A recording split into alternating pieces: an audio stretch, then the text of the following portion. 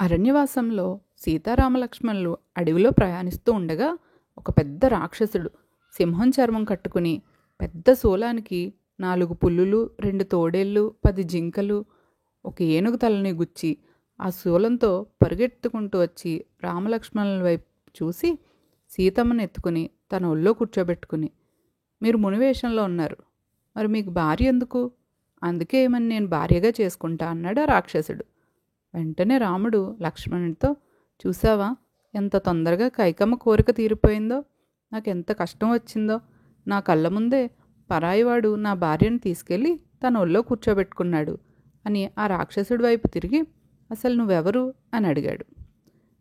నా పేరు విరాధుడు, నాకు ఈ అరణ్యంలో ఉండే ఋషులు మాంసం తినడం అంటే ఇష్టం అని చెప్పి సీతమ్మను తీసుకుని పారిపోవడానికి ప్రయత్నిస్తుండగా రామలక్ష్మణులు అగ్ని వంటి బాణాలు ఆ విరాధుడి మీదకు వేశారు. ఆ రాక్షసుడు ఓహ్ అని గట్టిగా అనేసరికి రామలక్ష్మణులు ప్రయోగించిన బాణాలన్నీ కింద పడిపోయాయి. ఇంకా రామలక్ష్మణులు చాలా బాణాలు ఒకేసారి ఆ విరాధుడి మీదకు వేశారు.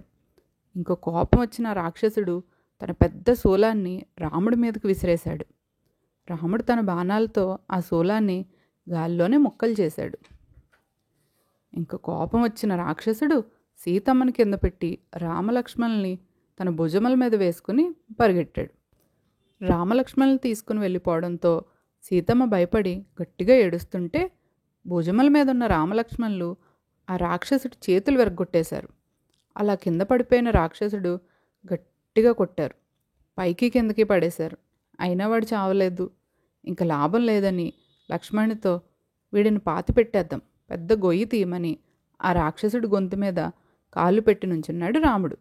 అప్పుడు ఆ రాక్షసుడు అరిచిన అరుపులకి అరణ్యం అంతా కదిలిపోయింది. కొంచెం సేపటికి ఆ రాక్షసుడు తన కథ చెప్పడం మొదలుపెట్టాడు. నేను ఒకప్పుడు గంధర్వుడిని, నా పేరు తుంబరుడు. నేను ఒకరోజు రంభ మీద కామంతో కుబేరుని సభకు వెళ్ళలేదు. కోపం వచ్చిన కుబేరుడు నన్ను భయంకరమైన రాక్షసుడిగా మారిపో అని శపించాడు. నేను తప్పు తెలుసుకుని నా శాప విమోచనం ఎలా అని అడిగితే, ఏ రోజైతే నువ్వు దశరథుడు కుమారుడు రాముని చేతిలో ఓడిపోతావో ఆ రోజే నీకు శాప విమోచనం అని చెప్పాడు. కనుక నన్ను ఈ గోతిలో పూడ్చేసి మీ ప్రయాణం సాగించండి.